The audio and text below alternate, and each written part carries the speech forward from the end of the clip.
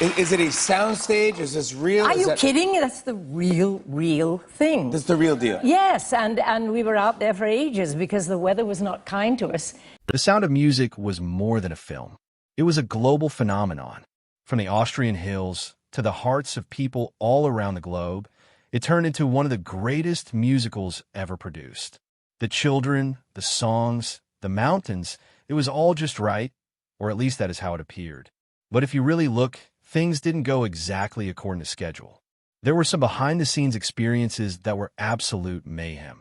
Cast upheavals, on-set mishaps, and sure, blooper scenes that inexplicably found their way into the finished film. Take a closer look at what made the film so magical, as well as some behind-scenes trivia and big bloopers that made it past the editing room floor. A global phenomenon no one predicted. The Sound of Music was more than a film. It was an international phenomenon. This American musical drama was released in 1965, directed by Robert Weiss and Ernest Lehman, who wrote the script. The film features Julie Andrews and Christopher Plummer with excellent support from Richard Hayden, Peggy Wood, Charmian Carr, and Eleanor Parker. The film is inspired by Maria von Trapp's book, The Story of the Trapp Family Singers, published in 1949. It is the story of Maria, a young governess who takes care of 7 children, falls in love with their father, and assists the family in leaving Austria when Nazi Germany is on the rise. The movie is filmed in Salzburg, Austria, but was partially shot in Los Angeles. Initially, not everybody adored it. Some reviewers weren't favorable, but audiences had something else to say. It soon became the #1 box office film within 4 weeks. By the end of 1966, it had even surpassed Gone with the Wind to become the all-time box office champ. In reality, it remained so for 5 years. The figures were astronomical. It set new records in 29 nations and ran in cinemas for 4.5 years. It had 2 large re-releases and grossed more than 283 million tickets worldwide. That was worth $286 million back then, which even surprises people to this day. But what really kept it going so long wasn't the gorgeous music or breathtaking locations. It was the heart. Folks related to it. But behind all that beauty were many secrets. From casting surprises to on-set issues, there's more to it than what you can read between the lines on screen. Let's begin with Julie Andrews, a role suited for 1 star, but who nearly went to others. With regard to casting Maria, there could only be one name that popped into writer Ernest Lehman's mind. For my money, there's only one woman who can play this part, and that's Julie Andrews, he declared. Julie Andrews was not well known at the time. She had completed work on just 2 films, and neither of them had come out yet. In point of fact, Jack Warner, one of the executives at Warner Brothers, did not cast her in My Fair Lady. He did not believe she was photogenic enough for the cinema. But then director Robert Weiss saw a preview of Mary Poppins, and he didn't act fast enough. He stated, "Let's go sign this girl before somebody else sees this movie and picks her up." That transformed everything. Nevertheless, Julie wasn't the sole name under consideration. The roster was brimming with stars. Doris Day, Grace Kelly, Shirley Jones, and Braff Toft, Angie Dickinson, Carol Lawrence, and even Leslie Caron. But ultimately, Julie secured the role that would turn into one of her most enduring. Despite this, she didn't get rich off of it. Julie allegedly contracted for only $225,000 and received no ownership in the profits. That was acceptable at the time. She wasn't a star yet. But subsequently, with Mary Poppins and My Fair Lady becoming blockbusters, she was being approached for up to $1 million per film. Julie was concerned also that the film would be too sugary.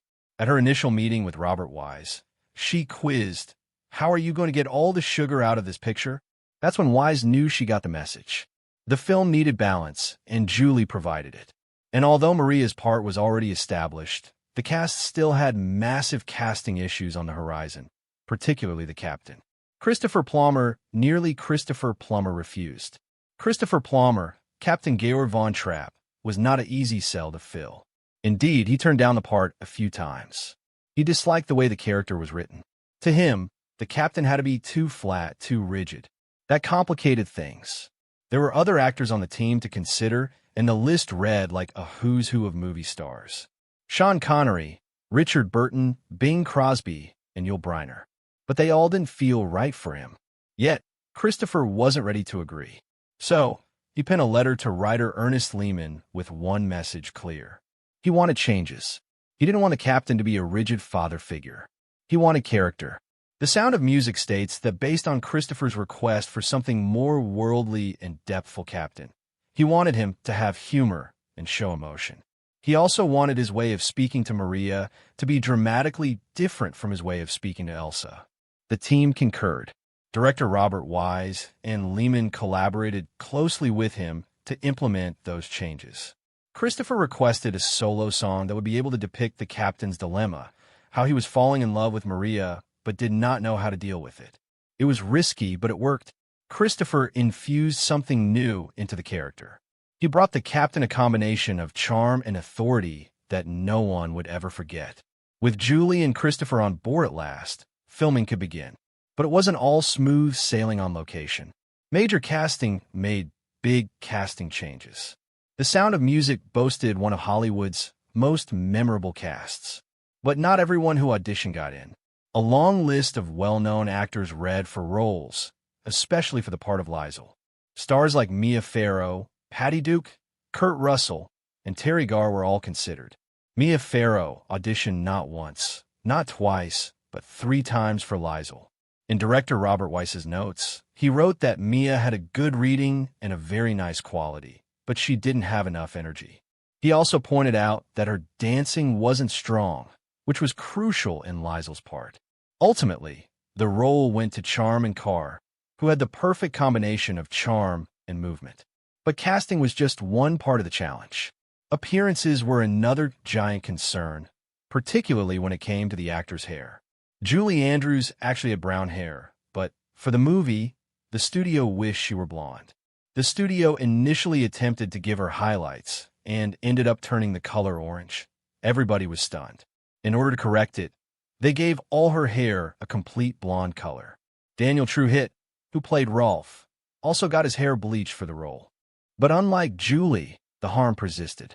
He explained, "My hair never grew back right after that. I lost half of my hair and it thinned out a lot. And although the children didn't require doubles, Julie did once." Her stand-in, Larry Thomas, is only to be seen in one scene in the final version.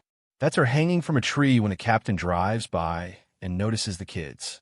Lee had previously worked with Julie on Mary Poppins, which she even did some of the flying scenes for.